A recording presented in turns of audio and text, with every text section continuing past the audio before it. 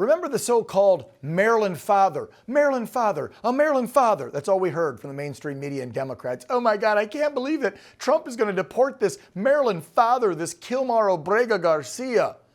Oh, you mean the MS-13 gangbanger who was arrested in this country a while back in an SUV with people that he was helping to bring into the country. Yeah, he was helping to transport illegals. Right. Anyway, he's now back in ICE custody, and now they're talking about deporting him elsewhere, maybe Uganda. Abrego Garcia, who was released from criminal custody in Tennessee last week, was then taken into custody earlier today after attending a scheduled check-in at ICE's Baltimore office.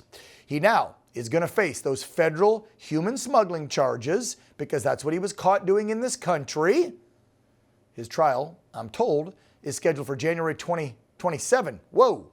Attorney General Pam Bondi briefing the president and the press on Abrego Garcia's situation today. He's currently charged with human smuggling, including children. The guy needs to be in prison. He doesn't need to be on the streets like all these liberals want him to be. And as part of this operation here in D.C., we've also taken off MS-13 members. We've taken, I think just last night, we got a TDA guy off our streets right here, right around from where we all work. Another TDA member gone. TDA, by the way, Tren de Aragua. That's the other nasty, nasty cartel that's in this country doing trafficking, fentanyl, drugs. Some say they're worse than MS-13 out of Venezuela. They're bad hombres. Joining us now to discuss all this, he's a senior advisor over at U.S. Customs and Border Protection, my friend Ron Vitello, back on the program. Ron, I swear that smile of yours, even though it's not huge, I can tell you're smiling under there. You're loving all this winning, sir, aren't you? Yeah, it's fantastic. This is what winning looks like. This is what leadership does. The will of the president and the American people that voted him into office with leadership like Kristi Noem and Pam Bondi and Rodney Scott, protecting the border in ways I've never seen in 40 years, and then having a real consequence. If you're in the country as a gang member, as a convicted felon, and you're also in the country illegally, you need to be looking over your shoulder because ICE is out there with a little bit of help from CBP, our state and local partners, looking for those targets, getting them on a path for removal. And that's what America needs. That's what's going to make these streets safer. And we're just going to have a better experience, better quality of life across the big cities and small across the nation. Yeah, I mean, you hear from people, especially the last couple of years, okay? And I've heard this from my friends that live in the bigger cities that I would no way in hell you couldn't pay me enough to live in them. But folks that live up by LA, folks that live in Chicago, live in DC, friends of mine that are in the industry, in media or something else, and they've all said it, whether they want to admit it or not, out in public because they're liberals, it's bad.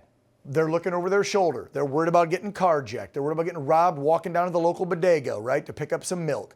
This is a reality for folks that live in these big, big urban areas.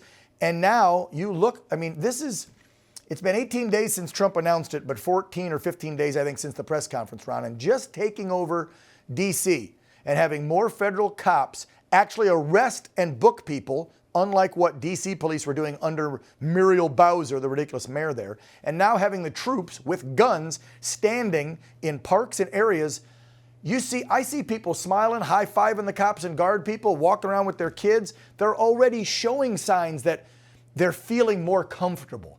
I don't get weirded out if I see a guard member. I don't know why the left is always like, oh my God, this feels like some militant zone and I can't even walk around DC now.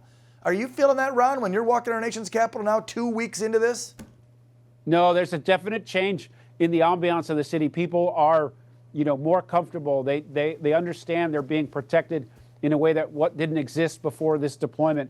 Unsolicited, I've talked to people at the dry cleaners and standing in line in places, and unsolicited, they find out what you do and they say, hey, wow, it's really great, the city. I go on the metro now, and only the people that are in the metro are the people that paid, no more fare jumping. It has changed the ambiance of the city and how people feel. Their personal security and their quality of life has been risen. And the numbers speak for themselves, right? The FOP put out numbers. Dramatic changes in violent crimes, 0 murders since this deployment started that are recorded. So it has really changed things. And I think it's an example of what you can do if you have the political will and operators, right? Nothing replaces boots on the ground like boots on the ground. So having that additional deployment, having that obvious show of force and protection, it changes everything.